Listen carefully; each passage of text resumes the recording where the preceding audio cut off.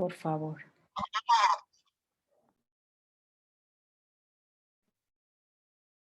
Muy bien, tengan todos buenos días. Vamos a continuar con nuestra formación en este sábado. Y agradecemos a la Virgen que nos permite encontrarnos nuevamente. Estamos en la segunda parte de la introducción a nuestro libro y vamos a entrar ahora a la parte de los criterios teológicos para la comprensión del libro.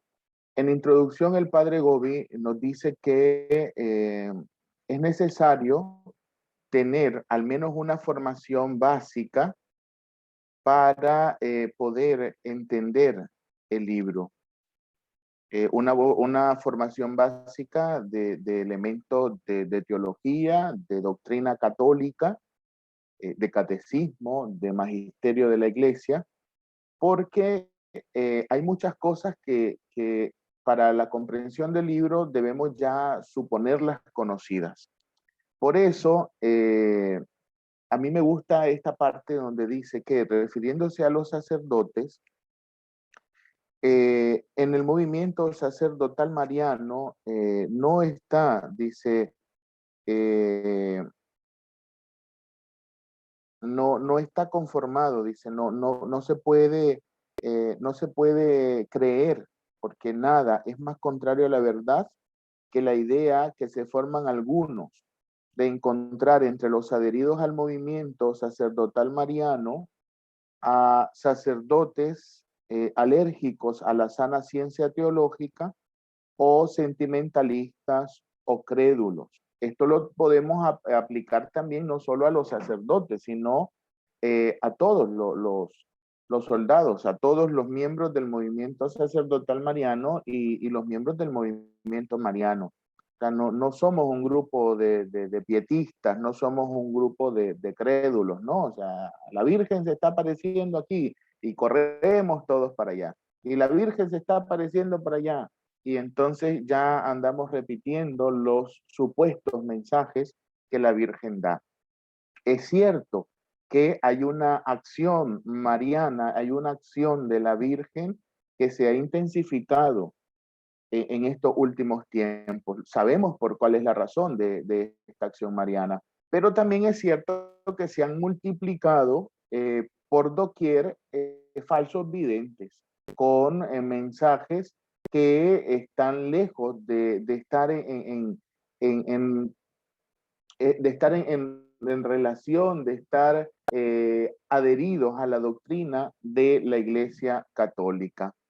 Por lo tanto, nosotros también aquí en esta introducción del libro tenemos algunos criterios que nos pueden ayudar a discernir si estos mensajes y estas manifestaciones son parte de una auténtica revelación que llamamos nosotros privada y si realmente vienen de la Virgen. Por lo tanto, quiero retomar algunos aspectos que son importantes respecto a el libro que ocupamos nosotros en el movimiento, donde están contenidos como en la forma de un diario, las locuciones interiores que Padre Gobi recibió y por medio de este fenómeno místico del que vamos a hablar hoy, pues estos mensajes que son para nuestra edificación, que como ella lo dice hermosamente en el mensaje del 31 de diciembre de 1997, trazan para nosotros un camino luminoso. Es decir, a través de estos mensajes de la limitación y de las objeciones que pueden encontrar este tipo de experiencia mística, que es el que la Virgen ha querido utilizar, ella nos ha mostrado a nosotros una vía, un camino por el cual debemos nosotros andar para poder realmente ser los apóstoles de estos últimos tiempos y, en definitiva, para podernos salvar. ¿Y por qué hago esta afirmación? Porque dentro de las enseñanzas de este libro y el contenido de los mensajes no hay nada que contradiga la doctrina católica. No hay nada que contradiga los principios principios básicos de nuestra fe y los dogmas importantes de nuestra fe. Por el contrario, en el libro se nos explica de una manera sencilla, a modo de un coloquio, de un diálogo con la mamá, estas verdades. Y María, a veces con un tono dulce, pero muchas veces con mucha fuerza, con mucha intensidad, hace estos señalamientos y nos exhorta y nos llama a vivir la experiencia de un evangelio radical, de una vivencia del evangelio en radicalidad total, ¿verdad? Entonces, ustedes saben que a partir de julio de 1973, el padre Gobi comenzó a notar algunos pensamientos que límpidos y fuertes le brotaban en el alma. Por lo menos esa fue la primera percepción del padre Gobi, ¿verdad? Algunos pensamientos, unas ideas que venían así directas a su alma y que por orden de su director espiritual y de la Virgen, el padre Gobi fue anotando como en un diario. Así es entonces como nace el primer folletito que contenía estos mensajes. La invitación que recibieron los primeros sacerdotes que se reunieron en cenáculo de reunirse para rezar y vivir un momento de fraternidad fue acogida sin ningún problema. El problema vino cuando a estos cenáculos se presenta este opúsculo, este pequeño folletito con algunos mensajes, y el padre Gobi afirmaba haberlos recibido de parte de la Virgen, descubriendo que la experiencia que él tenía era precisamente una experiencia mística que está dentro del tesoro espiritual de la iglesia, que no es para nada desconocida si se considera un fenómeno extraordinario en el modo de actuar del Señor, pero no es una cosa novedosa para esta época, no es una cosa que comienza con el padre Gobi, no.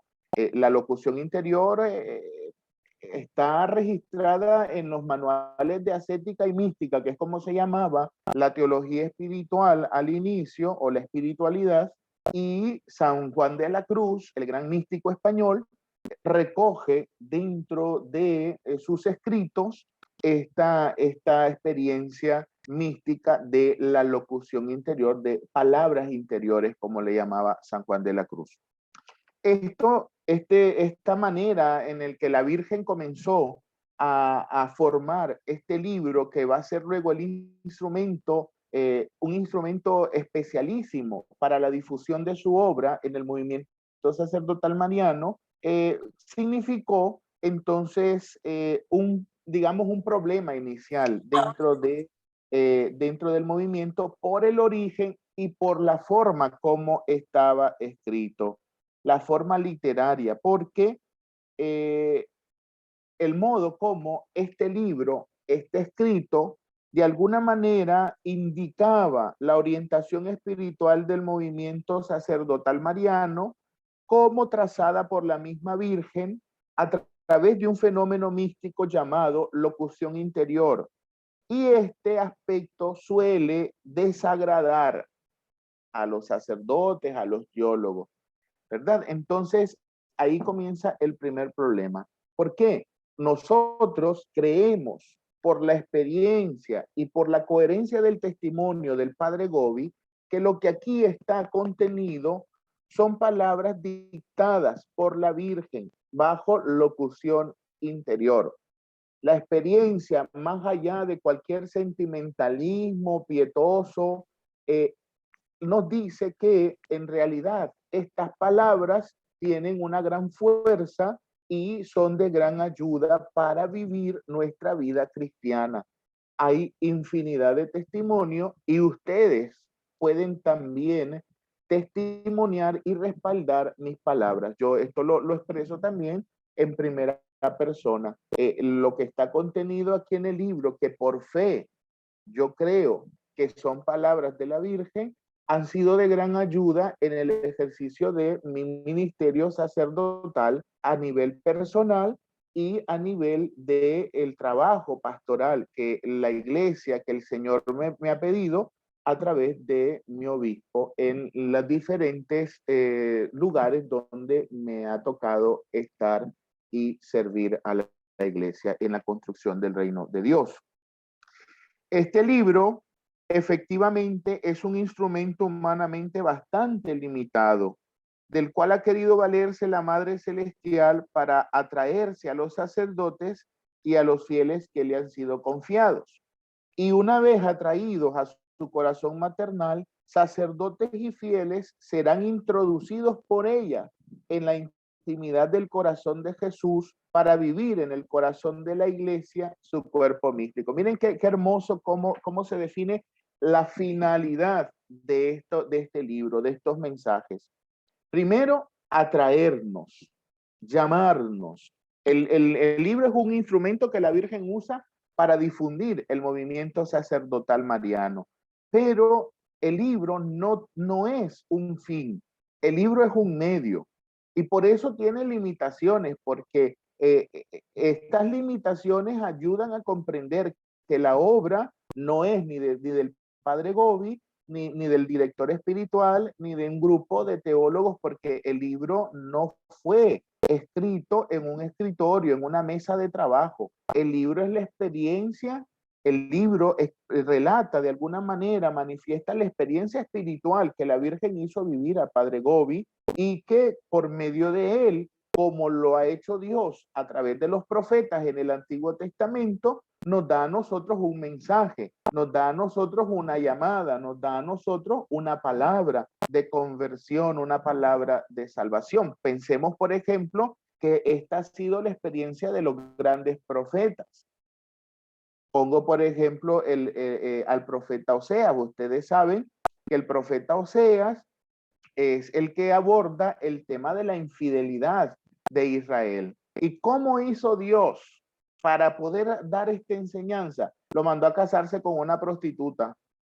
La esposa de Oseas era una prostituta. Y entonces la infidelidad que Oseas experimentó en su relación matrimonial le sirvió para poder entender y hacer suyo el mensaje que Dios quería dar a Israel. Y por medio del profeta Dios nos dio una palabra. Por lo tanto, la experiencia espiritual vivida del padre Gobi con la Virgen, con la iglesia, sus sufrimientos, sus alegrías y todo el sentimiento que humanamente puede estar incluso reflejado en estas palabras que, insisto, son como un coloquio, un diálogo entre la mamá y su hijo, lo podemos ver al inicio de los mensajes. Con qué ternura, cómo se dirige la Virgen al padre Gobi. Entonces esto sirve, la experiencia de padre Gobi, como un instrumento, como un medio para poder hacer llegar esta palabra de María, que es palabra de Jesús, porque María es embajadora de Jesús. María no viene a traer un mensaje, no viene a traer disposiciones de una obra que le pertenece a ella, una obra de la que ella es parte porque la ha hecho suya, pero que es obra de la Trinidad Santa. Por lo tanto, lo que está contenido aquí sirve, como he dicho antes y como está aquí en esta introducción, para que nosotros, tanto sacerdotes como fieles de este movimiento, podamos por María entrar en la intimidad del corazón de Jesús para vivir en el corazón de la iglesia su cuerpo místico. Estas palabras no son un proyecto aislado. Este proyecto de María, esta obra de María, del movimiento sacerdotal mariano, no es una obra que se pueda vivir y entender al margen de la iglesia. No somos una cosa fuera de la iglesia, no estamos sobre la iglesia, no estamos apartados de la comunidad de Jesús, estamos insertos. La Virgen ha querido fundar este movimiento para poder fortalecer, ayudar, animar, consolar ayudar a que la iglesia pueda vivir estos tiempos que ella misma llama de purificación, de gran prueba, en el que la iglesia, que somos todos nosotros, no pensemos en la institución simplemente eclesial, formada por el Papa, por los obispos, por los cardenales, que son de alguna manera quienes tienen una responsabilidad particular, pero que no son la iglesia, porque la iglesia somos todos, y esta iglesia de Jesús,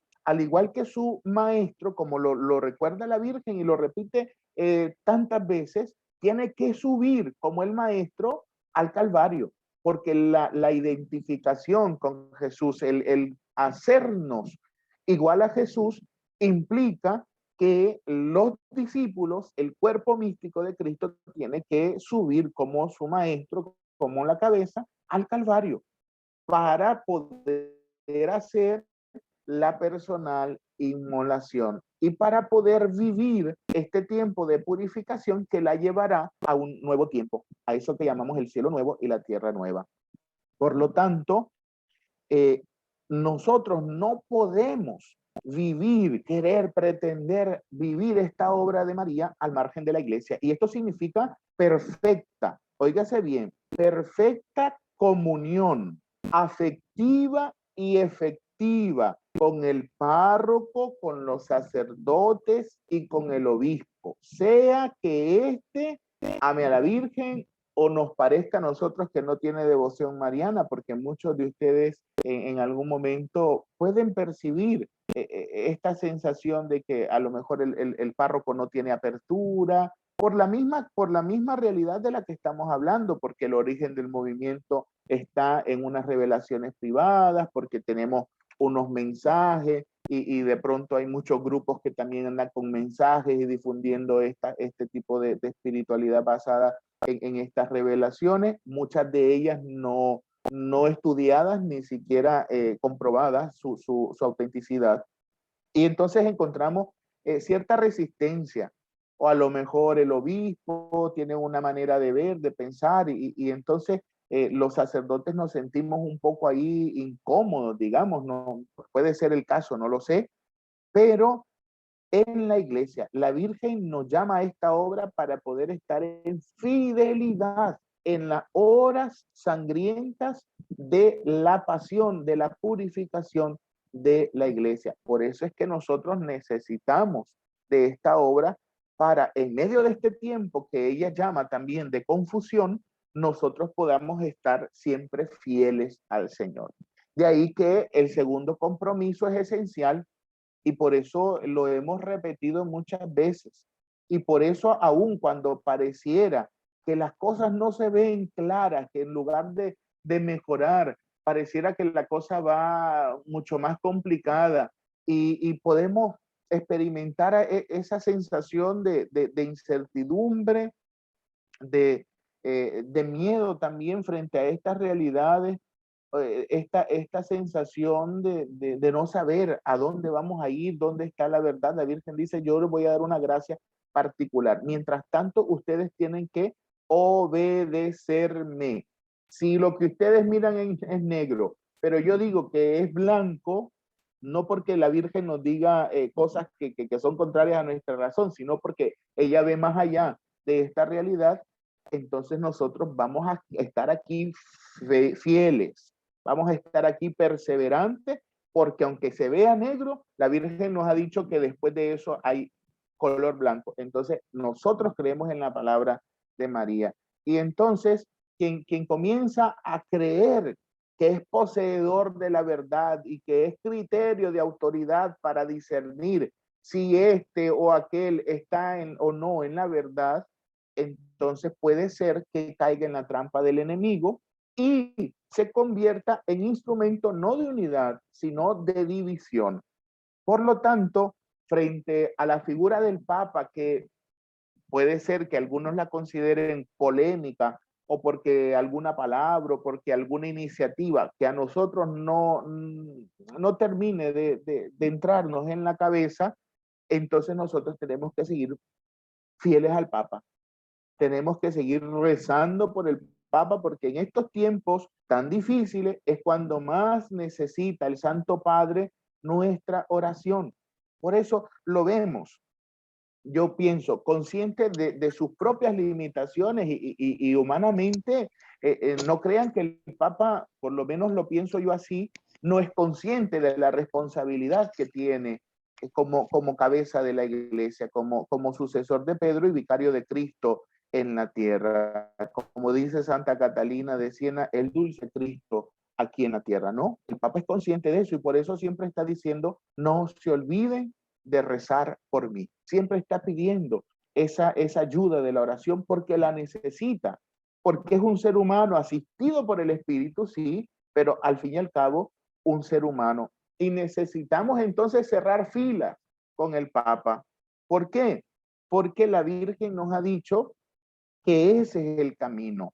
Aunque nos parezca así un poco turbio, nebuloso, no claro, empañado el horizonte, la Virgen es la que nos lleva a nosotros porque estamos en el corazón de María y María se toma en serio esta consagración que nosotros hacemos a su corazón inmaculado. Por lo tanto, no podemos tener miedo porque aunque azote la tormenta, ella es la barca que nos llevará a puerto seguro. Si nosotros no creemos eso y comenzamos a creer que de nosotros va a salir el aporte para salvar la iglesia, pues podemos nosotros, movidos por el Espíritu, hacer nuestro aporte. Pero ¿cuál es ese aporte? Fidelidad. Fidelidad a la iglesia, fidelidad a la doctrina, fidelidad al Papa. Nada más. No juicio, no condenación, porque solamente el amor puede transformar las realidades. Lo dice la Virgen. Lo dice la Virgen. Entonces, la Virgen nos ha dado este instrumento no para calcular cuándo viene el anticristo, quién va a ser el anticristo, si fulano coincide con la descripción del anticristo, sino para mantenernos firmes y fieles en la iglesia, que es sacramento universal de salvación. Es decir, la Virgen es figura de la iglesia, de la misión de la iglesia, que tiene como fin reunir a todos los hijos de Dios para conducirlos hasta el reino, hasta la salvación. Esa es la naturaleza de la iglesia. Y María refleja esta naturaleza de la iglesia. La eclesiología católica se ve reflejada en la mariología, en la figura de María. Bien, vamos a avanzar un poquito más. Si se toma con respeto este libro y se medita con sencillez de corazón, se tiene la impresión de escuchar una palabra viva, dulce como la miel y tajante como la espada. La Virgen nos habla en un lenguaje suave como madre, pero también va directo a lo que realmente importa, porque no decimos nosotros en Nicaragua, no anda con paños tibios, no nos anda contumereando, los ticos dicen no nos anda chineando, ¿verdad? La Virgen nos chinea cuando necesitamos chinearnos, pero cuando tiene que llamar la atención y tiene que amonestarnos con caridad, porque también ella vive la caridad con nosotros, es totalmente amor con nosotros, porque somos sus hijos, pero llama la atención, porque un padre que ama, corrige, y María es madre, y por lo tanto también nos corrige con fuerza, con mucha fuerza. En este libro se propone una espiritualidad basada en la revelación y en la vida de la iglesia. Nosotros no podemos ceder a la tentación de querer interpretar a nuestro modo este libro, incluso haciendo que diga cosas que no dice, en contra del Papa, en contra de la iglesia o en contra de tal o cual realidad o situación. No es esa la interpretación correcta de este libro. Este libro está basada en la revelación, por lo tanto nosotros tenemos que tener una relación constante, habitual con la revelación. Ustedes saben que la revelación es lo que Dios ha querido manifestar y dar a conocer de él, y está contenido en dos fuentes, ¿no? Una sola fuente, pero dos cauces. La Sagrada Escritura, ¿verdad? La palabra de Dios escrita, la Biblia, pero la santa tradición, que es anterior a la Biblia, que es la transmisión oral de estas verdades. Primero tradición y después Biblia, porque primero se vivió la experiencia de Israel, la experiencia de la comunidad cristiana, y posteriormente se fue poniendo por escrito estas cosas. Por lo tanto, no podemos prescindir nosotros de la Biblia ni de la tradición, de la enseñanza de la iglesia, que también está contenida en algunos escritos como los padres de la iglesia, ¿verdad? Que son como la medida que el criterio de autoridad para la interpretación. Y después de la revelación, el magisterio, que no está sobre la revelación, sino que está al servicio de la revelación, el magisterio auténtico del Papa en comunión con los obispos y de los obispos en comunión con el Papa, porque si un obispo anda diciendo cosas y estas cosas, por muy bonitas y novedosas que parezcan, están en contra del magisterio del Papa, que tiene una continuidad de todos los papas, no solamente del Papa que tenemos ahora, entonces este obispo está fuera de la comunión, ¿no? Entonces es el magisterio en comunión. Esta, y en la vida de la iglesia, por eso la experiencia de los grandes santos, la experiencia de los grandes místicos, nos ayudan a entender el contenido de este libro.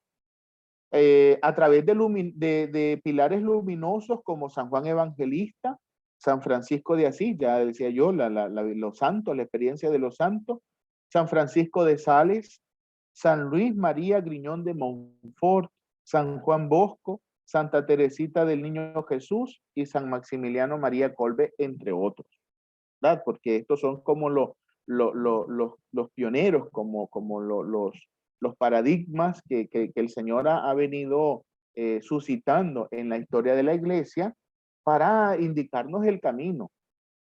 Se puede verificar su validez con solo llevarlo a la práctica. Por los frutos se conocerá la calidad del árbol. El libro no es solo para buscar fechas y cosas novedosas y aquello que responda al morbo de la curiosidad. El libro es para vivirse. El libro es para hacer lo que María nos dice. El libro no se divide en capítulos bien definidos y concatenados porque el mismo movimiento sacerdotal mariano se va comprendiendo con más claridad en sus exigencias y riquezas a medida que la Virgen lo da a conocer a través de los escritos del Padre Gobi. Yo me he hecho una lectura desde el primer mensaje de julio del 73 hasta el del 31 de diciembre del 97, siguiendo el orden más o menos cronológico. Pero no es ese el modo en el que nosotros leemos el libro. Por eso, nosotros vamos leyendo el libro conforme la Virgen nos va llevando. Entonces, da lo mismo si leemos un mensaje del 73 y mañana leemos un mensaje del 88 y pasado mañana la Virgen nos lleva a leer en el del 96, porque ella nos va, y entonces todo el libro se va complementando. Y la experiencia de este camino luminoso y la espiritualidad de nuestro movimiento se va comprendiendo en la medida que vamos volviendo sobre los mensajes. De ahí que yo no sé si a ustedes les da esa impresión, pero por lo menos a mí muchísimas veces me da la impresión de que hay mensajes que jamás los había leído cuando ya me he leído todo el libro. ¿Por qué? No porque vayan apareciendo milagrosamente mensajes en el libro, no estoy diciendo eso, sino porque la comprensión y la experiencia, que el tiempo y que el hacer cenáculos y el ir meditando el libro me da de los mensajes es cada vez nueva. La luz que el Espíritu Santo nos da, que María nos da para esta comprensión de los mensajes que están en el libro, aún aquellos que en algún momento decimos, bueno, ¿y esto qué tiene que ver con nosotros? ¿Y por qué María dice estas cosas? Entonces, en la medida que va avanzando, vamos nosotros teniendo una comprensión mejor. Nos suena más fuerte disfrutamos más, le sacamos mucho más provecho cuando vivimos nosotros esa experiencia de profundizar y de meditar estos mensajes. Yo supongo que ha sido la experiencia también de ustedes, porque sí, eh, ha sido esto. Sí, y luego cuando uno está en el cenáculo y abre el libro y leemos un mensaje, a lo mejor ha coincidido o con las lecturas de ese día o incluso con la celebración litúrgica y la memoria que hacemos de algún santo, de algún misterio de nuestra salvación, o con las intenciones que hemos puesto en el cenáculo. Nosotros en la parroquia estamos haciendo desde el 1 de octubre, todas las noches, a las 8 de la noche, por la página del Facebook de la parroquia que estoy sirviendo, un cenáculo. Y entonces yo invito a la gente a que escriban sus intenciones en la publicación esta y luego las recojo y las mencionamos dentro de el momento de peticiones que hacemos, un momentito de silencio, pero también yo incluyo un momento de intenciones generales, ¿no? Y entonces eh, generalmente nos ha pasado que según las intenciones que la gente va poniendo, la Virgen da una respuesta. Y el mensaje pareciera en este sentido para que quien me vaya a escuchar y no sea miembro del movimiento no crea que soy un fanático, ¿verdad? O que estoy alucinando. Ustedes me entienden muy bien mi lenguaje, pero de pronto estas reflexiones están por ahí colgadas en las redes y entonces alguien puede decir, ese cura anda medio fanático, ¿no? Entonces, pero da ese sabor, esa percepción de que María nos está hablando realmente, y yo lo creo así. Muy bien. Ella misma delinea, difunde y establece la manera tan discreta como grandiosa en el que el movimiento se ha extendido ya en todo el mundo. Ella es la que va llevando. Por eso, cuando recuerdan ustedes que hablábamos del método de la consagración en el movimiento sacerdotal mariano, nosotros no tenemos un método. Nosotros no tenemos un tiempo de preparación como lo hace San Luis María Griñón de Montfort, que es hermoso y que es válido y que es un tesoro espiritual. El método de San Luis María Griñón de Montfort a Jesús por María, que es la consagración que se hace de 33 días de preparación y luego el acto de la esclavitud mariana. Entonces, nosotros no lo hacemos, ¿por qué? Porque la Virgen dice, vengan, entren en mi corazón, y entrando en el corazón, entonces comenzamos la escuela de María, comenzamos la formación y con los cenáculos y con la participación fervorosa en la misa y el apostolado y el rezo del Santo Rosario y el propósito de conversión que incluye la confesión frecuente, etcétera, etcétera, la oración diaria, la vida de fraternidad. Entonces así María va formando en nosotros la imagen de su Hijo Jesús y nos va enseñando a vivir la consagración.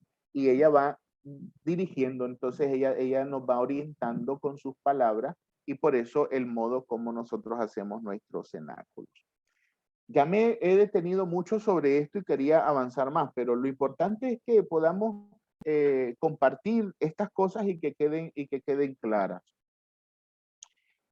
Este libro, pues, tiene como mérito que es un instrumento importante para su difusión y luego es un medio precioso para la comprensión del espíritu del movimiento. Por eso yo decía, padre, podemos hacer un cenáculo, pero no tenemos el libro. Entonces yo digo, pues, 1, 2 veces posiblemente, así como una cuestión de extraordinaria, se puede hacer.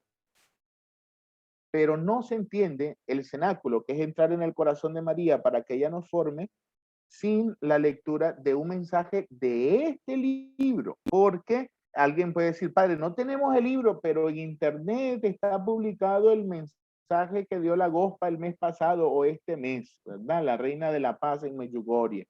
No, usted lea si quiere el mensaje de la Reina de la Paz, medítelo, récelo, pero no lo meta, por favor, en el cenáculo nuestro. ¿Por qué? Porque tenemos que evitar lo que el Papa Francisco nos ha dicho. Licuados. Aquí echamos piñas, bananas, manzanas y lo metemos todo y da lo mismo. Si de todos modos habla de Dios y habla de la Virgen, sí, pero nosotros tenemos un itinerario, tenemos un camino y lo demás nos puede servir para reforzar, pero no mezclar, porque si no terminamos siendo todo y siendo nada, aquello que no sabía nada, que como cuando mezclamos, no sé cómo le llaman en sus países, las plastilinas, ¿verdad? Eso que usan los niños para, y las juntamos todas, al final se pierden los colores y queda una mezcla gris, ¿no? Entonces, eso no se ve bien, no funciona. Entonces, tenemos que respetar esto, que ya don Lorenzo y el padre Lorenzo y padre Luca nos han insistido también en las circulares y tenemos que obedecer en eso. Entonces, es un medio precioso para comprender la espiritualidad del movimiento sacerdotal mariano. De ahí se entiende que el movimiento es un espíritu, que no hay un reglamento, unas cosas así como hechas desde fuera, sino que hay un camino que María nos va mostrando como mamá, que ella es sabia, ella es madre y sabe por dónde guiarnos. Entonces, ¿cómo lo hace? A través de las meditaciones del contenido de este libro. Y así se consigue una auténtica transformación en las almas. La meditación de los mensajes ayuda a vivir el espíritu de la consagración y como lo anota aquí el libro, de pronto nos deja a nosotros ese sabor de encontrar esas respuestas que estamos buscando nosotros, que estamos buscando. Esas respuestas a nuestras dificultades, a las circunstancias difíciles, y nos conduce gradualmente a hacer todo con María, por medio de María y en María. Esto es del método de San Luis María Griñón de Montfort, porque una cosa no está en contraposición de otra, si al final es espíritu mariano y es inspirado por el Espíritu Santo, tanto la obra del Montfort como la obra que la Virgen ha querido hacer por medio del Padre Gobi. Vamos a avanzar un poquito entonces más y todo el contenido del libro se tiene que recibir con humildad y sencillez. ¿Por qué? Porque se percibe en el libro las limitaciones de su pequeñez. El libro no es un tratado de teología ni de mariología y no se presenta como un compendio completo de devoción mariana. Ni siquiera desarrolla de manera sistemática las razones bíblicas y teológicas en favor de la experiencia espiritual de la consagración y que sin duda son de gran peso y valor, como lo comprueba el Tratado de Montfort sobre la verdadera devoción. Yo no sé si ustedes ya leyeron el Tratado de la verdadera devoción, o por lo menos lo conocen o han oído hablar de él. El Tratado de la verdadera devoción es una obra magistral de la mariología. ¿Por qué? Porque el Montfort utiliza un estilo muy propio de su época en el que propone, ¿verdad? Y a esta propuesta, entonces él mismo presenta la objeción y presenta la respuesta a la objeción y hace un trabajo sistemático. Sistemático significa en teología ordenado, desarrollado de manera como evolutiva, o sea, llegando hasta las bases de la consagración al corazón del Inmaculado de María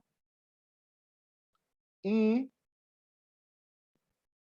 nos presenta los fundamentos bíblicos y teológicos, los argumentos y las objeciones y las respuestas a las objeciones de esta devoción mariana cristocéntrica, ¿verdad? Pero en el libro no se hace, no es ese el estilo, no es ese el esquema, porque no es esa la finalidad, ¿verdad? Ya tenemos al Montfort que lo ha hecho, entonces leamos a San Luis María Griñón de Montfort y nos va a ayudar a tener una mejor comprensión de lo que está contenido en el libro también.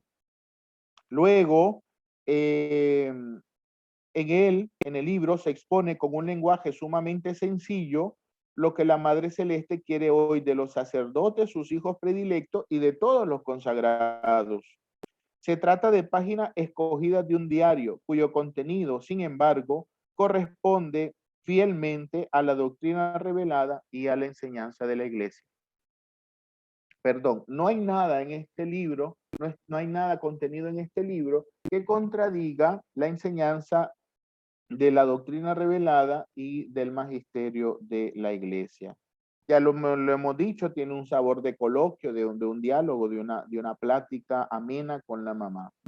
La base teológica del movimiento sacerdotal mariano está constituida por toda la doctrina mariana contenida en las Sagradas Escrituras, ilustrada por los padres y expuesta por el magisterio de la Iglesia. El libro no pretende ser un compendio de la misma, porque existen ya en la Iglesia instituciones especializadas para este fin. Por eso es que, si Dios lo permite, el próximo año, ya que estamos terminando esta introducción, vamos a incluir dentro de estas formaciones más aspectos. Es una cuestión un poco más amplia. Ahorita estamos tratando de consolidar el conocimiento de nuestro movimiento y de nuestra espiritualidad, pero no podemos prescindir, por ejemplo, de una reflexión del capítulo 8 de la Lumen Gentium, que es este documento del Concilio Vaticano II que recoge la enseñanza actual de la Iglesia sobre la Virgen María, ¿verdad? ¿Por qué el concilio no dedicó un libro solamente a la Virgen? ¿Por qué? Porque la Virgen es parte del pueblo de Dios. Y ahí es donde encuentra sentido la misión de María. Entonces está dentro del libro del pueblo de Dios, que se dedica a la reflexión sobre el pueblo de Dios. Pero tiene las líneas más hermosas que nosotros podemos encontrar de la doctrina mariana actual. Es breve, si ustedes lo quieren considerar así. Alguno de ustedes lo habrá leído ya, habrá hecho una ojeadita. Si no, busquen capítulo 8 de la Lumen Gentium del Concilio Vaticano II. Hay afirmaciones hermosísimas.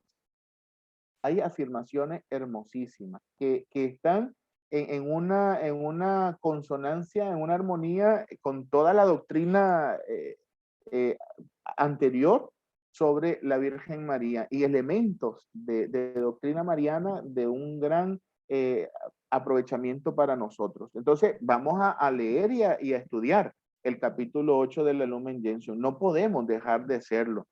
Y luego también vamos a volver sobre la relación que hay entre la doctrina que está contenida, la enseñanza que está contenida en nuestro libro y la enseñanza de San Luis María Griñón de Montfort, porque el Montfort es un pionero en la Mariología. Y luego la enseñanza de otros santos. No podemos nosotros dejar de mencionar, por ejemplo, a San Alfonso María de Ligorio. No podemos dejar nosotros de recurrir a las homilías de San Bernardo. San Bernardo no escribe una mariología sistemática, pero tiene los sermones más hermosos. San Bernardo de Claraval o San Bernardino de Siena, o el mismo San Juan Pablo II. Nosotros estamos también, a propósito de los cenáculos que estamos haciendo una lectura meditada de la carta apostólica El Rosario de la Virgen María. Cuánta enseñanza ahí, cuánta belleza hay ahí de Mariología, en un lenguaje sencillo, con ejemplos. El Papa San Juan Pablo II, que celebrábamos ayer, nuestro patrono en el movimiento, nos da una enseñanza increíble. Luego, el magisterio del Papa Benedicto, el magisterio del Papa Francisco. El Papa Francisco ha puntualizado en su Mariología muchos aspectos que son hermosísimos, ¿verdad? Que pareciera cuestiones a veces así un poco, pero que tienen una profundidad, que son prácticos. A lo mejor no pareciera una teología profunda, pero que en realidad sí tiene esa profundidad. Por ejemplo, a mí no se me olvida cuando el Papa dijo, debajo del manto de la Virgen no entra el demonio. Y esa es la consagración. Consagrarnos es meternos en el refugio de María. y ahí el demonio no puede hacernos daño.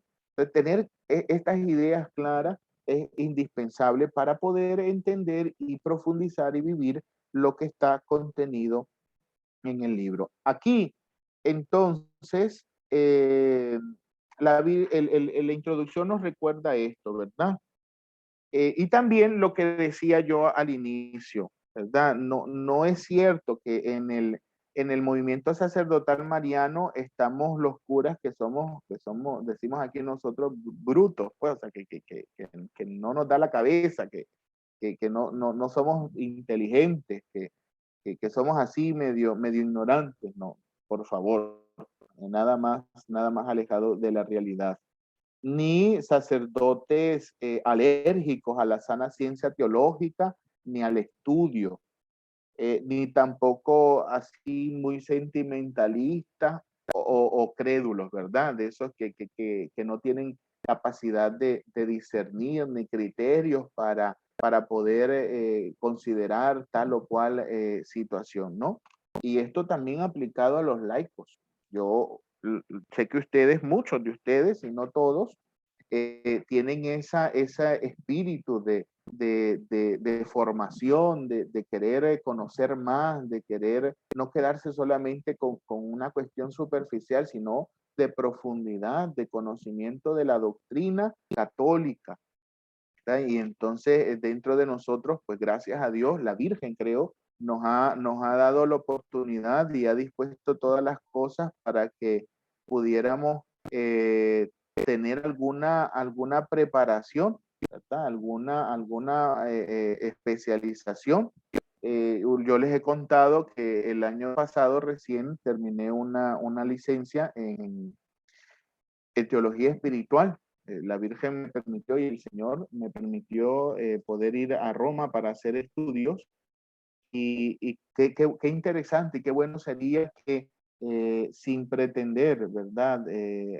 Hacer, como dice la Virgen, carrera, nosotros nos formemos y podamos abrirnos a la experiencia de una especialización para poder profundizar realmente esto que está dentro de nuestra experiencia espiritual y que ha sido tan determinante en nuestra vida, tanto como sacerdotes como bautizados. Eh, bueno, creo que todavía tenemos un poquito más de tiempo. Voy a hablar sobre el tema de la locución interior para dejar claras algunas ideas y posiblemente en nuestro siguiente encuentro, que no sé si creo que en noviembre no vamos a poder porque estamos con la misión de Padre Luca por México y Centroamérica.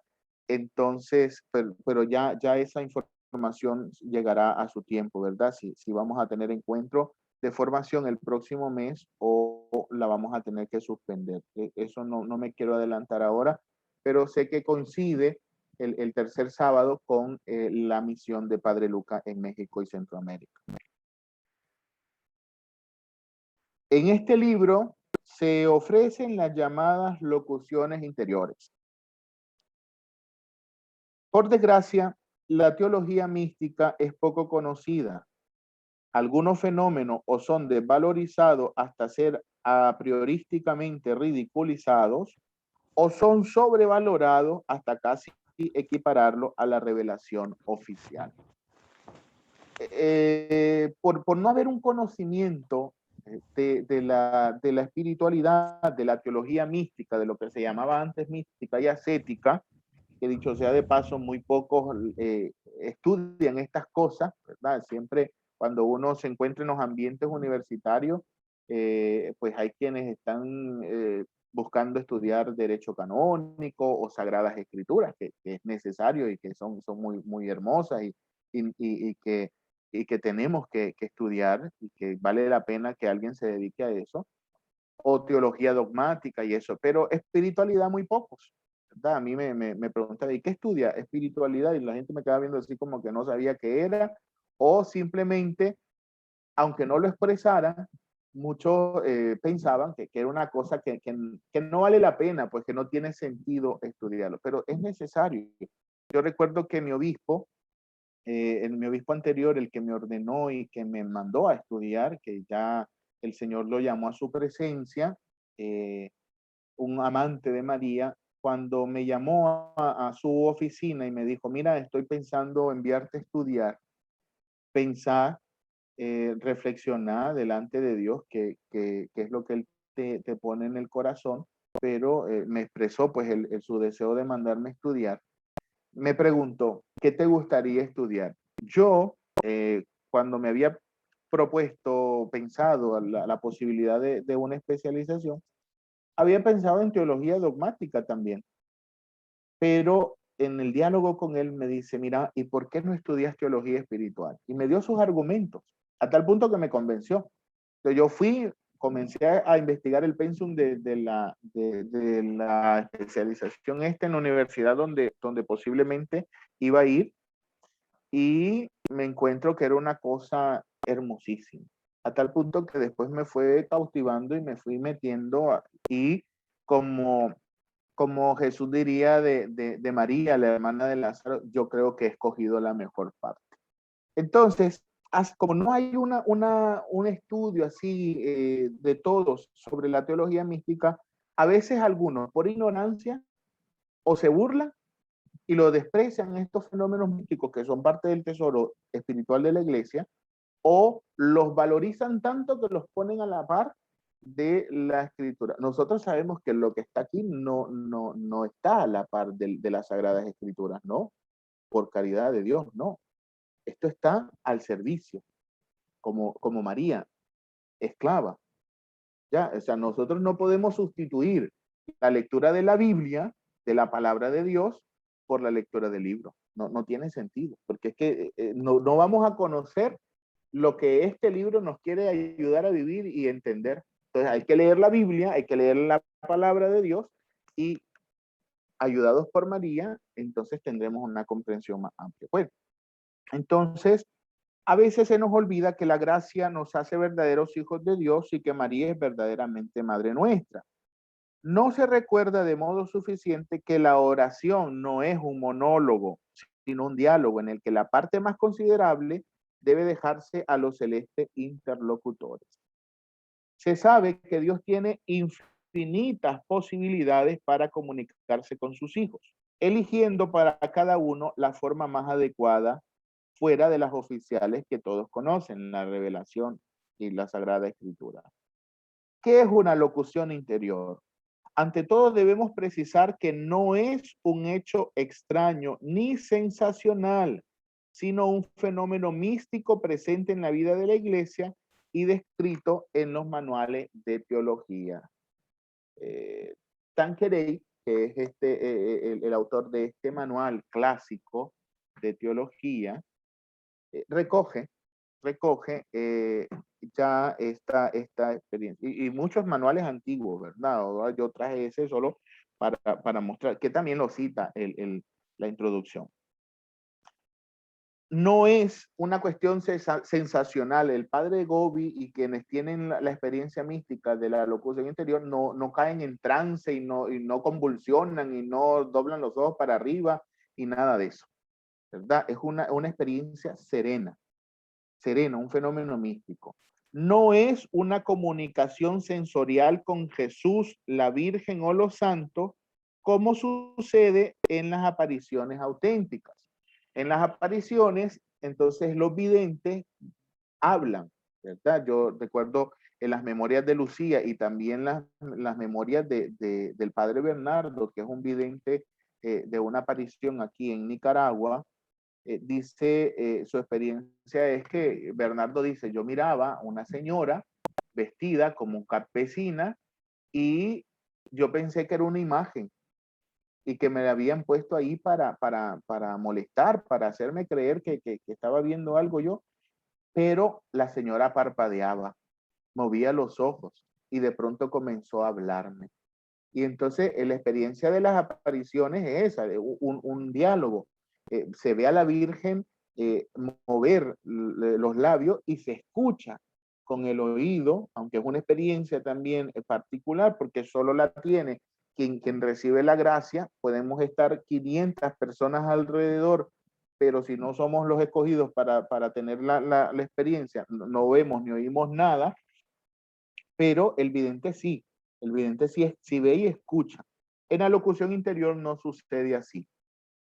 No es tampoco una buena inspiración aquella que el Espíritu Santo ordinariamente hace llegar a la mente y al corazón de quien ora y vive la vida de fe, como cuando nosotros nos acercamos a la palabra de Dios y la leemos y el Espíritu Santo nos da a nosotros una luz para comprenderla. No es eso la locución interior. Se trata de un fenómeno auténtico. La locución interior es el don de aquello que Dios quiere dar a conocer y ayudar a cumplir, revestido de pensamientos y palabras humanas, según el estilo y la manera de escribir de quien recibe el mensaje.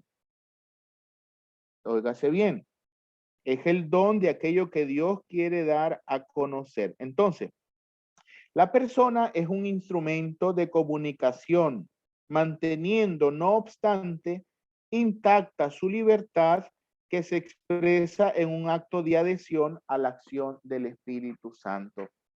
La persona recibe esto que Dios quiere dar a conocer y luego ella, digamos, lo procesa sin alterarlo, lo procesa.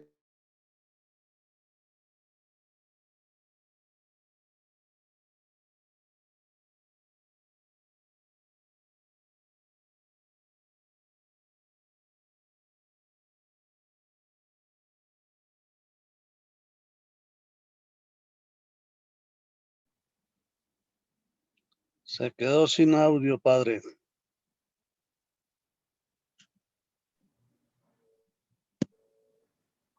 Padre Adrián.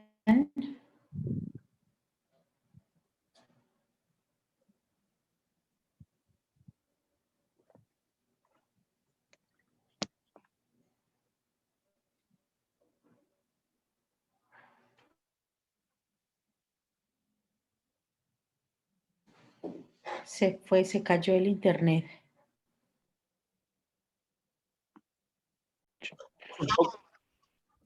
Bien, entonces decía que mientras se recibe la palabra del Señor, el entendimiento queda como inactivo.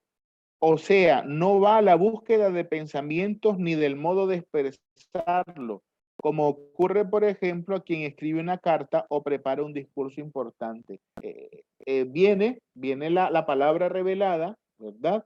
Y la persona que recibe, aun cuando el emisario, o sea, el que emite el mensaje, que en este caso es Dios o la Virgen, lo da a la persona que utiliza, entonces esta persona no piensa, no razona cómo va a expresarlo, sino simplemente lo recibe y lo transmite, utilizando sí sus propios esquemas mentales y sus medios, pero no recurriendo a ellos conscientemente. No sé si logro explicar esto.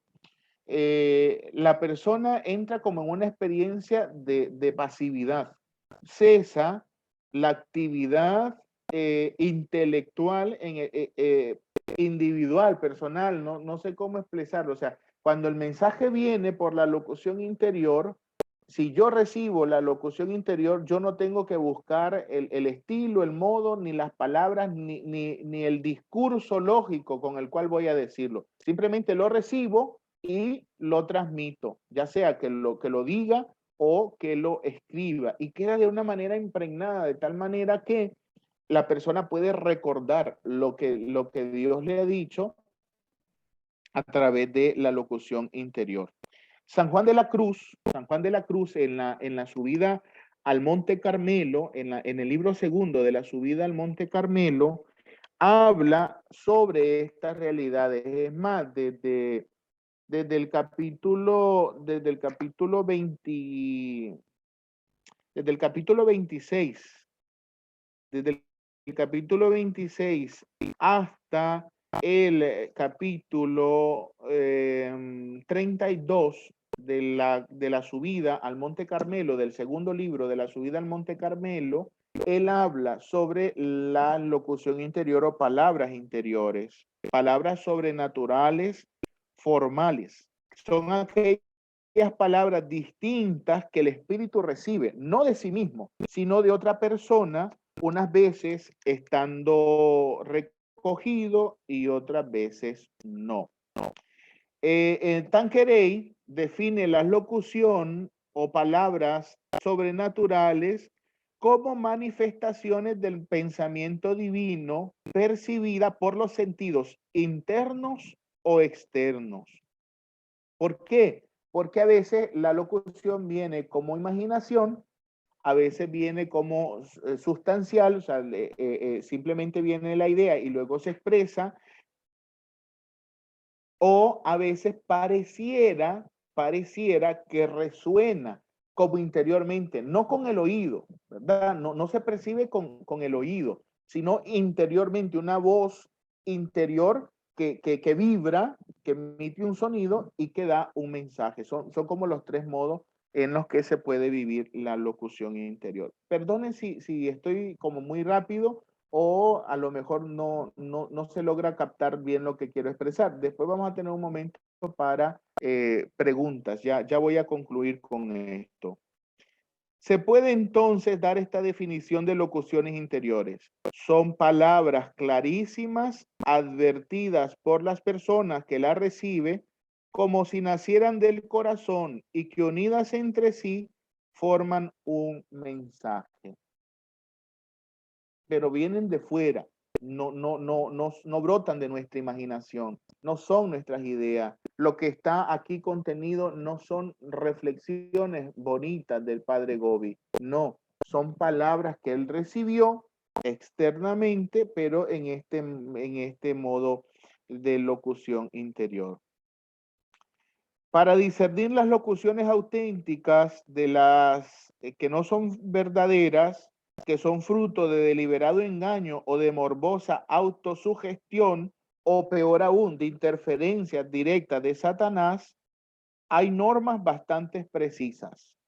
La literatura al respecto no es rica ni actualizada, pero ayudan los escritos de los grandes místicos como San Juan de la Cruz, Santa Teresa de Ávila, San Ignacio, Santa Catalina de Génova, Santa Catalina de Siena, y los estudios y tratados de teología espiritual de Tanqueray, de Rollo Marín, de Paulin y de otros teólogos. Basta ir a un manual sencillo de espiritualidad y ahí encuentra uno los criterios para discernir si qué fenómenos místicos son auténticos o no son auténticos. Primero, todo fenómeno místico auténtico tiene que estar en correspondencia con la revelación, con las Sagradas Escrituras y con la enseñanza de la Iglesia. Luego, tiene que ser vínculo de comunión. Las experiencias místicas tienen que ser, sobre todo cuando se refieren a mensajes dados por el cielo, jamás puede ser auténtico un mensaje que nos ponga en contra de la iglesia o de la jerarquía de la iglesia, ¿verdad? Si por ahí aparece en un pueblo una aparición y dice, no, es que ese obispo tal cosa, ¿verdad? Negativa. Hombre, hay que poner mucha atención porque la Virgen no habla mal de sus sacerdotes, mucho menos va a hablar mal del Santo Padre, ¿verdad? O va a decir cosas como, no, ya no vayan a misa, ¿verdad?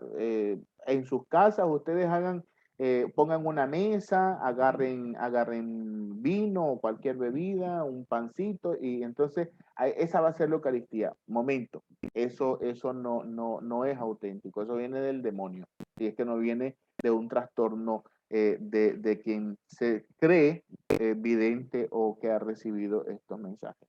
Coherencia con la sana doctrina de la iglesia, ¿verdad? Incluso aquellas cosas que de pronto son como muy supersticiosas, como de mucho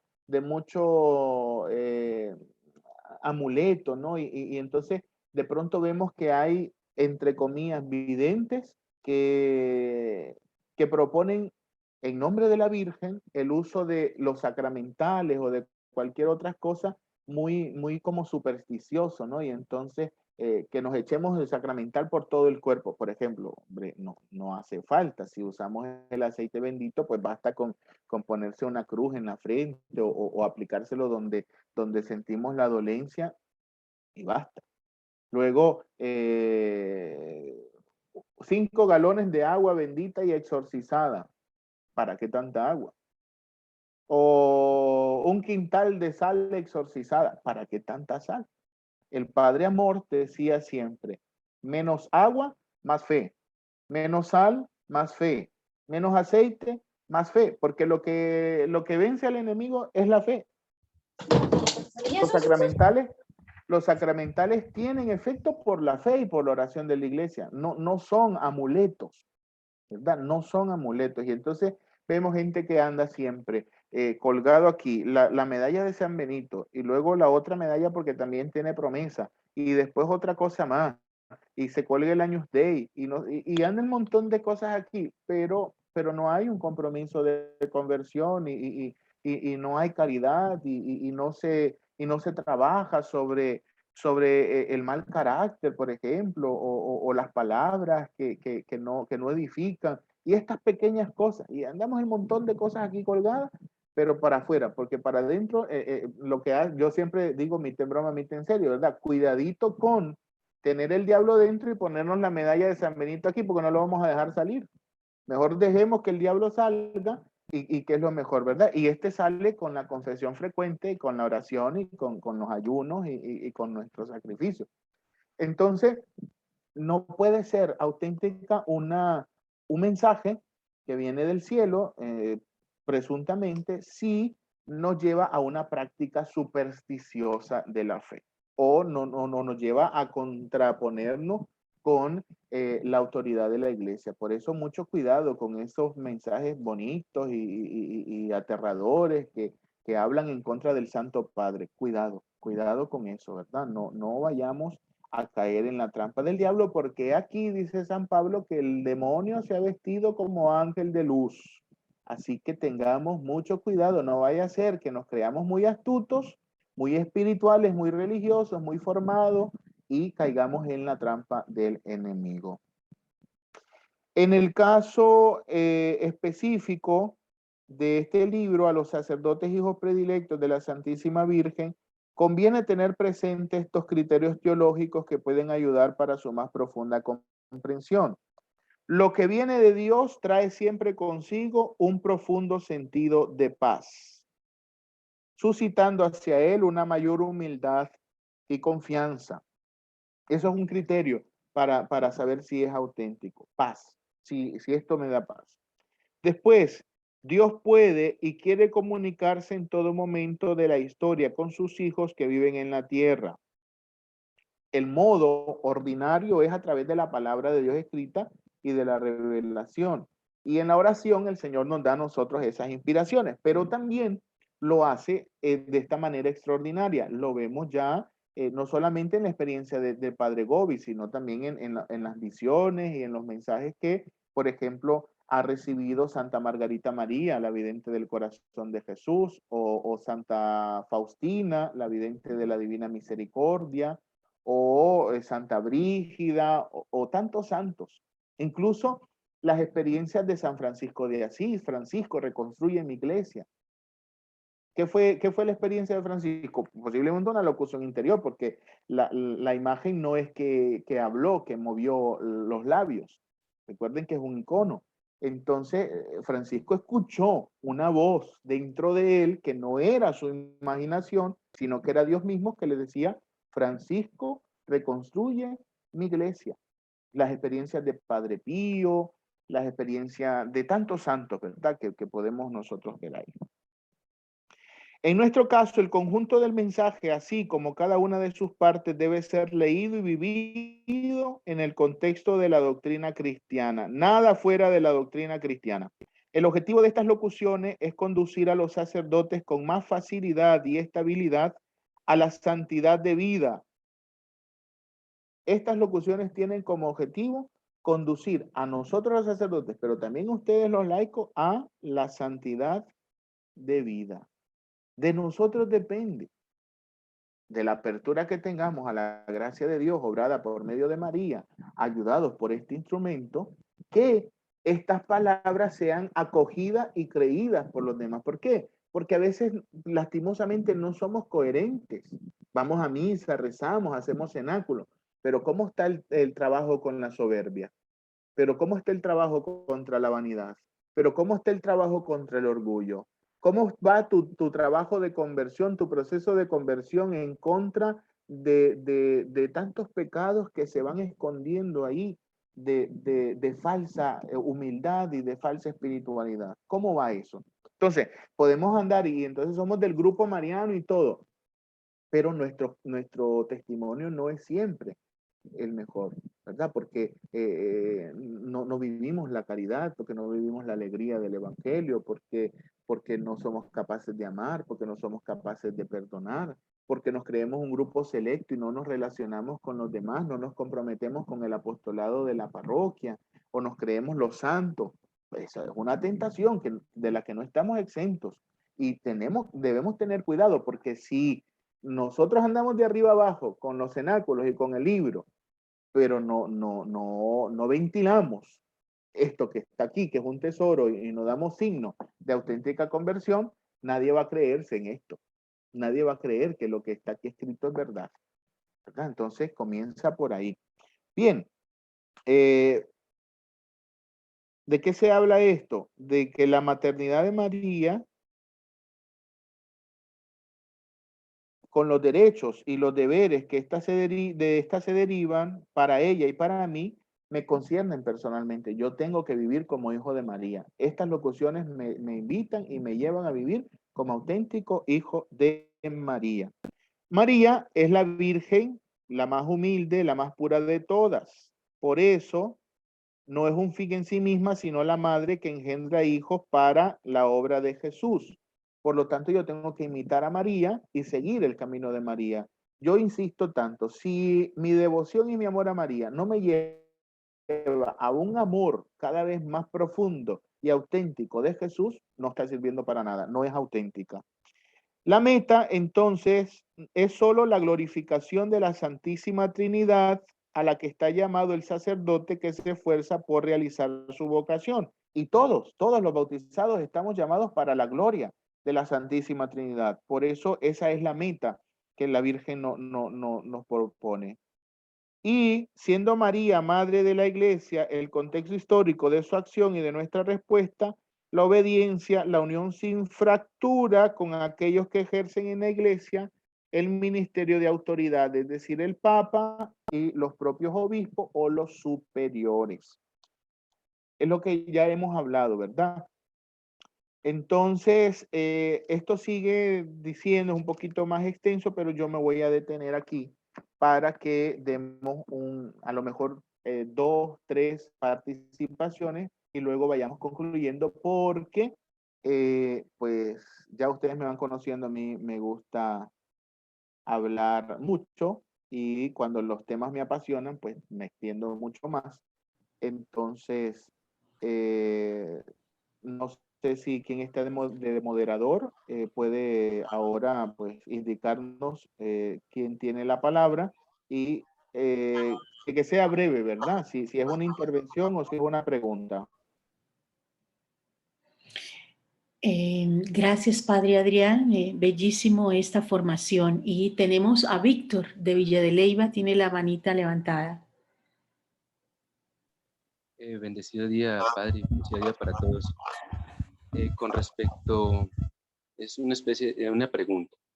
Con respecto a la autoridad de la Iglesia, ¿cómo debemos actuar?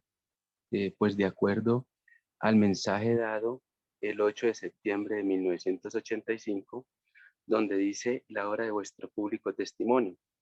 Y dice así: debéis entonces testimoniar esta unidad con fuerte compromiso de unión al Papa y con los obispos a él unidos. No sigáis a aquellos obispos que se oponen al Papa.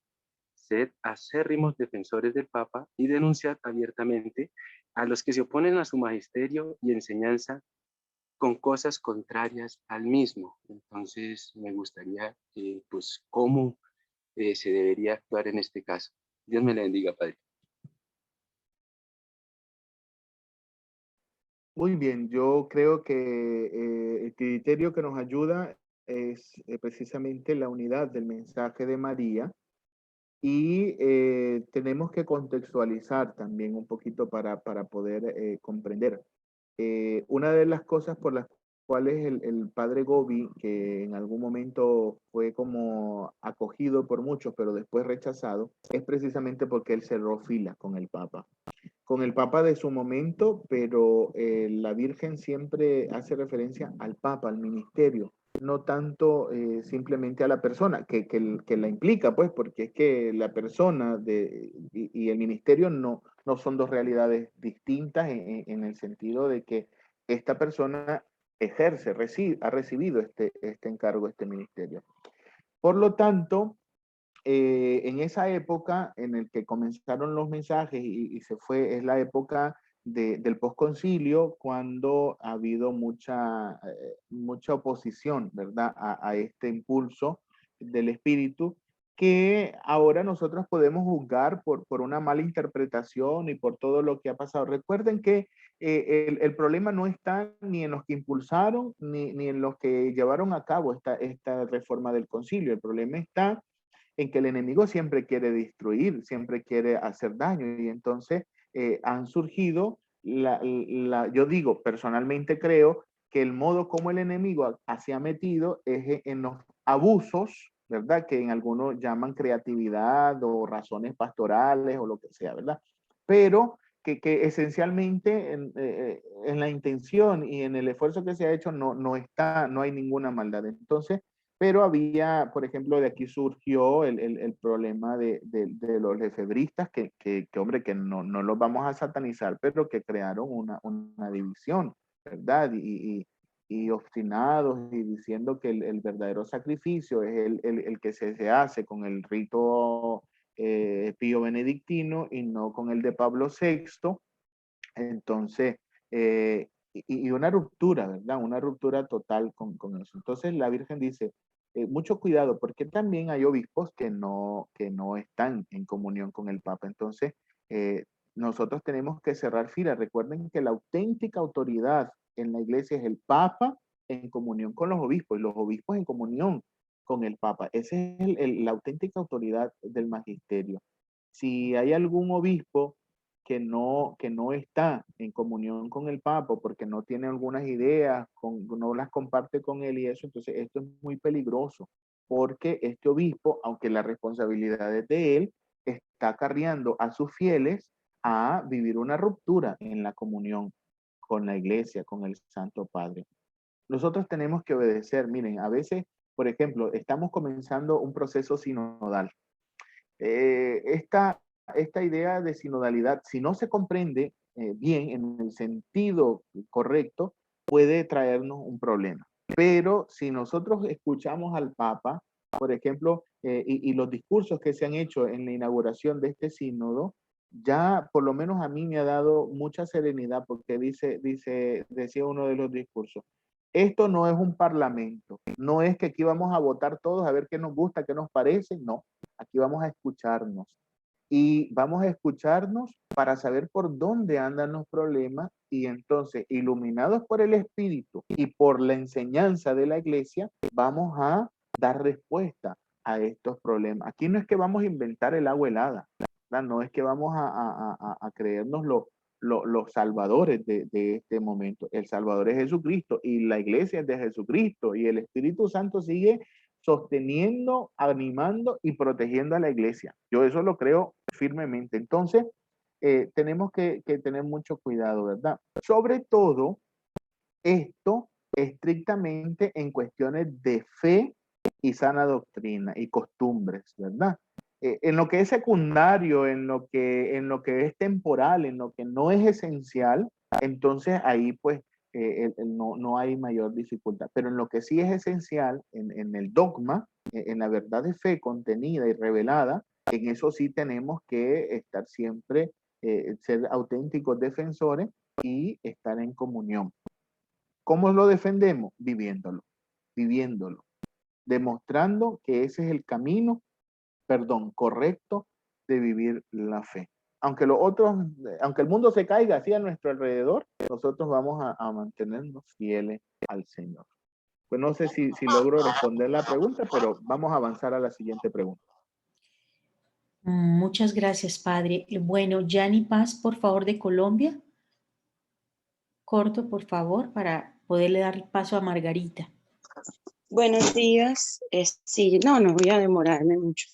Buenos días, ¿cómo están, hermanos? Dios les bendiga. A usted, padre. Padre, o sea, hay una curiosidad que yo tengo porque en cuanto a lo de los sacerdotes que de pronto sí nos acogen en la parroquia, pero a veces tienen ciertas actitudes hacia el movimiento. Entonces, a veces las personas respondemos de una manera, ¿cómo le digo? O sea, tratando un poco como de atacar esa actitud del sacerdote hacia nosotros. ¿Cuál es la actitud frente a un sacerdote del cual sentimos un poco como desplazados, como rechazados? Pero también hay otra cosa, es que a veces las personas que estamos en el movimiento y somos de la parroquia, no nos comprometemos con las actividades propias de la parroquia para ayudar a impulsar algunas actividades, colaboración que nos pide el sacerdote. Entonces, hay cierta, ¿cómo le digo? Fricción, por lo menos en el caso de Sabana Larga, y se siente un poco así, entonces a veces, no sé, yo no sé, o sea, falta como dirigirse un poco como a tratar ese tema, porque de todas maneras el sacerdote es quien nos acoge y es quien está ahí representando. Sí, Es, miren, yo creo que la actitud tiene que ser la de amar a los sacerdotes. Y cuando lo merezcan menos, amarlos más. O sea, tratar de comprender y de estar. Yo sé que ustedes lo hacen. Y que muchas veces nosotros, los sacerdotes, faltamos a la caridad y les herimos con nuestras propias actitudes. Pero traten de comprender, a lo mejor no justificar todo, pero sí de corresponderle con amor. Que él no sienta que ustedes están en confrontación con él, que él no sienta que incluso ustedes han dejado crecer algún sentimiento que no sea bueno por las actitudes de él, sino que se sienta amado y apoyado. Otra cosa de la que has hablado y me ha gustado mucho es que yo soy párroco. Y además de eso, hace unos días el obispo me pidió que le colabore como animador de la pastoral de todos los movimientos. En la diócesis hay muchos movimientos que tienen características internacionales, o sea, que son movimientos internacionales, y que hacen un apostolado hermoso y que están desde hace mucho tiempo trabajando. Entonces ahora el obispo quiere crear un vínculo de comunión con la diócesis porque el riesgo de los movimientos es que no se sienten parte de la parroquia o de la diócesis. Y hermanos, hermanas, nosotros no podemos vivir nuestra fe al margen de la realidad parroquial o de la realidad diocesana, porque es la concretización de la iglesia. Todo con el obispo, nada sin el obispo, dice San Ignacio de Antioquía, que celebrábamos un día de esto. Entonces, el vínculo de comunión con la iglesia de Jesús es el obispo en nuestra diócesis, sea el obispo que sea o sea como sea este obispo, que debemos orar para tener obispos santos, porque yo creo que todos tienen la buena intención, por lo menos así lo creo yo, de guiarnos, saben esta responsabilidad que el Señor ha puesto sobre sus hombros como sucesores de los apóstoles. Y tienen sus limitaciones humanas, su carácter, como lo tiene el párroco, ¿verdad? Yo aquí me río porque yo padezco soy diabético y entonces a veces amanezco un poco indispuesto, ¿verdad? Y entonces la gente dice, padre, anda el azúcar alta, dice la gente, ¿verdad? Porque a lo mejor di una respuesta que en mi cabeza sonó bien, pero a la gente le sonó mal. Entonces, en ese sentido, no me justifico ni justifico a los otros, pero también, ¿verdad? Hay días en los que anda uno muy agobiado, muchas cosas, y si no hay disposición de los laicos con los que uno cree que puede confiar y recibir apoyo, entonces, ¿qué hace uno, no? Entonces, por eso, muchas quejas de los párrocos es eso, que los movimientos viven su vida así, aparte, a lo mejor llegan a misa, ojalá llegaran a misa todos los domingos, pero no hay una vinculación con el trabajo, con el quehacer de la parroquia. Y entonces uno dice, bueno, ¿y esta gente para qué está aquí, no? O sea, si no hay un compromiso, una integración. Entonces, estas dos cositas hay que considerarlas. Recuerden que nosotros nos comprometemos al apostolado y el apostolado no es una cosa de iniciativa mía individual, ¿verdad? Sino que también se exige una vinculación respetando mi carisma y mi propia manera de vivir mi fe con la parroquia, ¿verdad? Con la actividad pastoral de la parroquia y así, entonces realmente lo que la Virgen está haciendo en mí está fortaleciendo y ayudando a la iglesia, que es lo que hemos meditado tantas veces en esta introducción. Una participación más y vamos a concluir para no excedernos del tiempo. Padre, buenos días. Soy Margarita de Perú. Aló. Siga, Margarita, por Adelante, favor. Margarita. Gracias, Padre querido.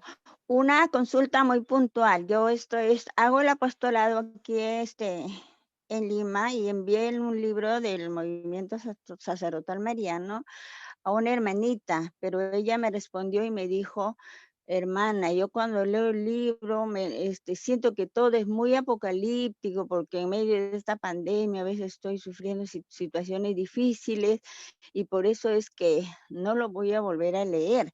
Entonces le dije, hermanita, voy a intentar enviarle una lectura y luego le digo cómo puede profundizar el mensaje. La pregunta es, ¿cómo podría yo aconsejarle a la hermana para que lo lea sintiendo el mensaje de María para ella, pero liberando un poco de la situación apocalíptica que lo siente ella? Eso es todo, Padre.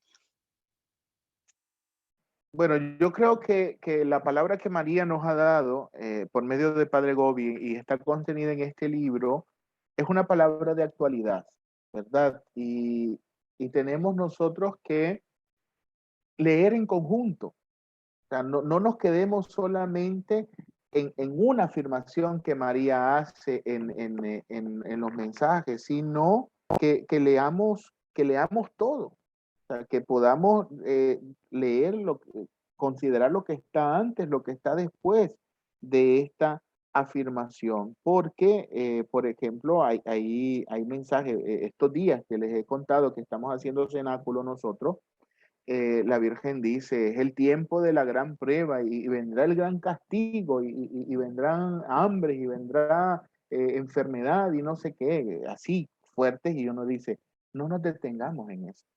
En primer lugar, porque muchas de estas cosas responden a la contingencia de nuestra humanidad. Somos seres limitados, estamos expuestos, indefensos, lo hemos visto a causa de este virus. Luego, es un tiempo de gracia. Es un tiempo de gracia. ¿Por qué? Porque la purificación es tiempo de misericordia. Y aun cuando esto implique sufrimiento, es tiempo de misericordia. Esto es un tiempo de gracia, es tiempo de salvación. Es tiempo de salvación. Y en tercer lugar, nosotros, el lugar que tenemos preparado, el lugar definitivo es el cielo. Por lo tanto, aunque parezca así muy duro, porque no crean que la pandemia personalmente no me ha afectado. Yo me contagié el año pasado, gracias a Dios, logré superarlo. Dios tiene un propósito, a lo mejor porque no me he convertido de verdad y no quiere que me pierda, entonces me dio oportunidad para ver si me logro convertir, o porque algo está haciendo a través de mí, eso no lo sé, eso lo dirá él, ¿verdad? Pero hemos perdido mucha gente, familiares cercanos, y el dolor nos ha llegado a todos. Pero ¿qué es lo que ha hecho personalmente y que he insistido yo con las reflexiones que estamos haciendo?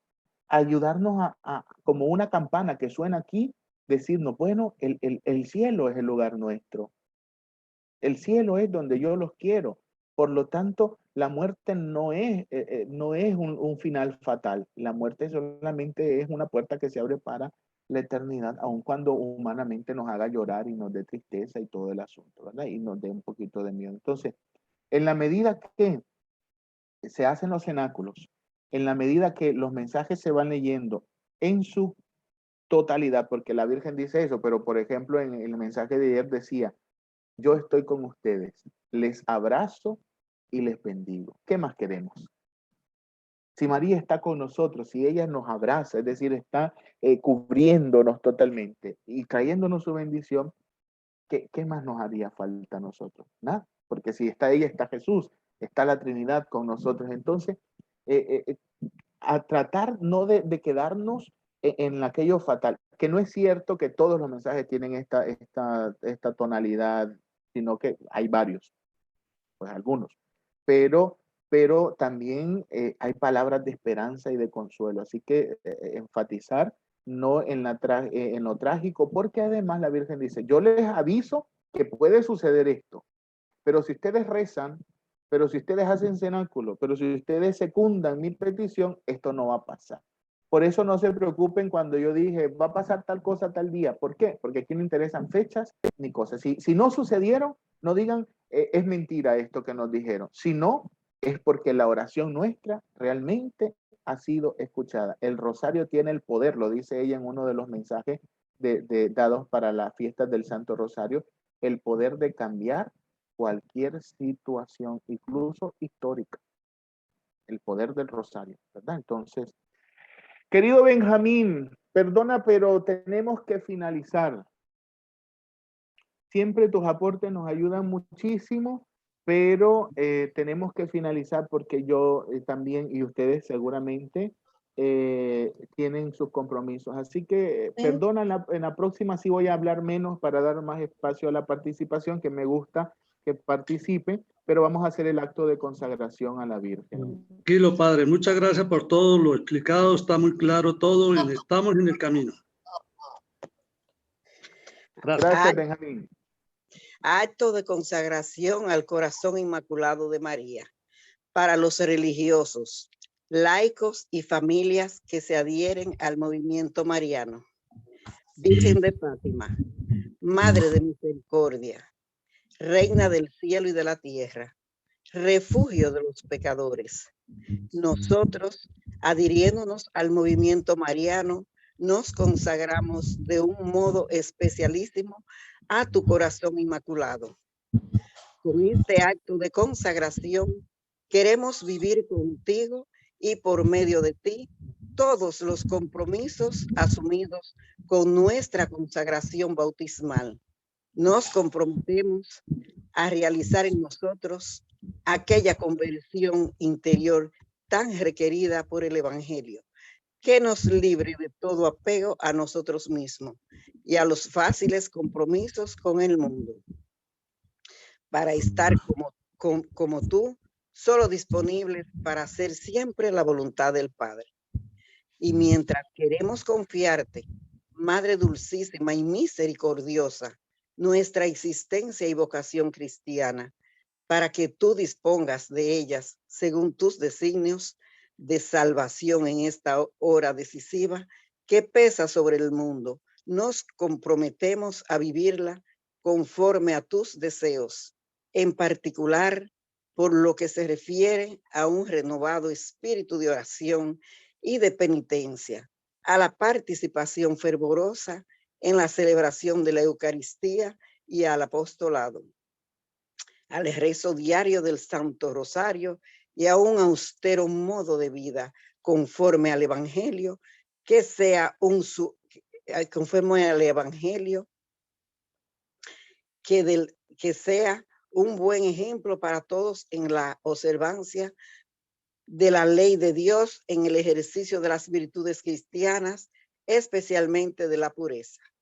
Te prometemos también estar unidos al Santo Padre, a la jerarquía y a nuestros sacerdotes, para oponer así una barrera al proceso de constatación al magisterio que amenaza los fundamentos mismos de la Iglesia. Bajo tu protección, queremos también ser los apóstoles de esta hoy tan necesaria unidad de oración y de amor al Papa, sobre el cual invocamos de ti una especial protección. Finalmente, te prometemos llevar a las almas con las cuales entremos en contacto, en cuanto nos sea posible, a una renovada devoción hacia ti. Conscientes de que el ateísmo ha hecho naufragar en la fe a un gran número de fieles, que la desacralización ha entrado en el templo santo de Dios, que el mal y el pecado se propagan cada vez más en el mundo, nos atrevemos a levantar confiados los ojos a ti, Madre de Jesús y Madre nuestra, misericordiosa y poderosa. Y también hoy invocar y esperar de ti la salvación para todos tus hijos. Oh clemente, oh piadosa, oh dulce Virgen María.